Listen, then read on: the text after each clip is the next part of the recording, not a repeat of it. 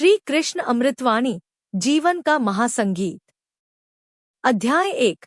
जीवन का वास्तविक उद्देश्य और विस्मृति। हे मानव, तुम अनंत काल से यात्रा कर रहे हो, फिर भी तुम थके हुए क्यों हो? तुम उस कस्तूरी मृग की भांति हो जो सुगंध की खोज में पूरे वन में भटकता है, पर यह नहीं जानता कि वह सुगंध उसके अपने भीतर से आ रही है। तुम बाहर की दुनिया में सुख खोज रहे हो, पद में, प्रतिष्ठा में, धन में और संबंधों में, पर क्या तुम्हें कभी स्थायी सुख मिला? नहीं। सुख की खोज ही तुम्हारी सबसे बड़ी भूल है। तुम सुख खोजने नहीं, तुम स्वयं को जानने आए हो। तुम परमात्मा का वह अंश हो जो माया के आवरण में स्वयं को भूल बैठा है। जैसे एक बूंद जब तक स्वयं को सागर से अलग मानती है, वह सूखने के डर में रहती है, पर जिस दिन वह सागर में मिल जाती है, वह स्वयं सागर बन जाती है। अपने अहंकार की इस छोटी बूंद को मेरे प्रेम के सागर में विलीन कर दो, फिर तुम्हें न कोई भय रहेगा, न कोई अभाव। अध्याय 2। नियति, समय और स्वीकार भाव। तुम कल की चिंता में आज का अमृत विष बना रहे हो। क्या तुम जानते हो कि समय क्या है? समय मेरी वह शक्ति है जो न रुकती है, न मुड़ती है। जो बीत गया वह तुम्हारी स्मृति है, जो आने वाला है वह तुम्हारी कल्पना है। सत्य केवल अभी है। तुम व्यर्थ ही उन परिस्थितियों से लड़ रहे हो जिन्हें बदला नहीं जा सकता। स्वीकार करना सीखो। स्वीकार का अर्थ हार मानना नहीं है, बल्कि परमात्मा की इच्छा के साथ अपनी इच्छा को मिला देना है। जब तुम परिस्थितियों को स्वीकार कर लेते हो, तो तुम्हारी आधी ऊर्जा जो संघर्ष में नष्ट हो रही थी, वह शांति में बदल जाती है। याद रखो, पतझड़ के बिना पेड़ों पर नए पत्ते नहीं आते। तुम्हारे जीवन में भी जो पतझड़ आया है, वह केवल इसलिए है ताकि मैं तुम्हें नए फूलों से सजा सकूं। धैर्य रखो, समय का पहिया सदा घूमता रहता है। अध्याय 3। भक्ति का सार और निस्वार्थ प्रेम। लोग मुझसे मांगने आते हैं, पर बहुत कम हैं जो केवल मुझे मांगने आते हैं। तुम मुझे मंदिर की मूर्तियों में खोजते हो, पर क्या तुमने कभी भूखे के पेट में, रोते हुए की आंखों में या मरहम की शीतलता में मुझे देखा है? भक्ति का अर्थ केवल माला जपना नहीं है।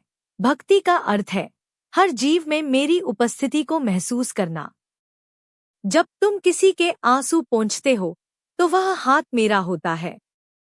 जब तुम किसी भूखे को अन्न देते हो, तो वह संतोष मुझे मिलता है। प्रेम में पाने की जिद नहीं, खोने का साहस होना चाहिए। मीरा ने मुझे खोकर ही पाया, सुदामा ने अपनी दरिद्रता मुझे सौंप कर ही ऐश्वर्य पाया। जब तुम अपना स्वत्व, सेल्फ, मुझे दे देते हो, तो मैं अपना सर्वस्व तुम्हें दे देता हूँ।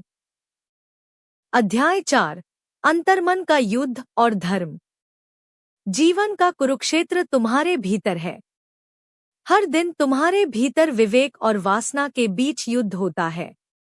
तुम अक्सर हार जाते हो क्योंकि तुम बाहरी शत्रुओं को दोष देते हो। तुम्हारा सबसे बड़ा शत्रु तुम्हारा अपना ही प्रमाद, लेजीनेस ऑफ सोल और अज्ञान है। धर्म का अर्थ किसी संप्रदाय से नहीं है। धर्म का अर्थ है सही समय पर सही कार्य करना। जब तुम अपने स्वार्थ को त्याग कर सत्य का साथ देते हो, तो वह धर्म है। जब तुम अपनी सुख सुविधा छोड़कर किसी के प्रति अपने कर्तव्य को निभाते हो, तो वह धर्म है।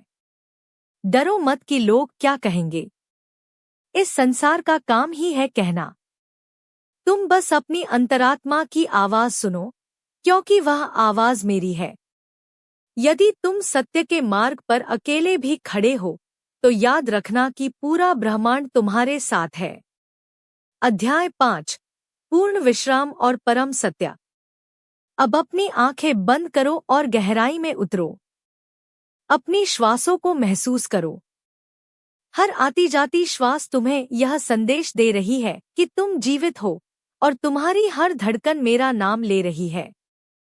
संसार का सारा बोझ नीचे उतार दो। तुम किसके रक्षक हो? तुम किसका पालन कर रहे हो? सब मैं ही कर रहा हूं। तुम केवल निमित्त मात्र हो। जैसे एक बांसुरी स्वयं शून्य होती है और वादक की फूंक से संगीत पैदा करती है, वैसे ही तुम भी स्वयं को शून्य कर दो। तब मेरा दिव्य संगीत तुम्हारे जीवन से प्रवाहित होने लगेगा। चिंता को चिता बना दो और विश्वास को अपना संबल। मैं यहाँ हूँ, मैं सदैव यहीं था और मैं सदैव यहीं रहूंगा। तुम कभी अकेले नहीं थे और न कभी हो सकते हो। उठो, हे भारत के अंश। अपने हृदय के अंधकार को ज्ञान के दीपक से जलाओ। प्रेम बांटो, करुणा रखो और अपने कर्म को ही अपनी पूजा बनाओ। मेरी कृपा तुम पर सदा बनी रहेगी। ओम नमो भगवते वासुदेवाय। राधे राधे।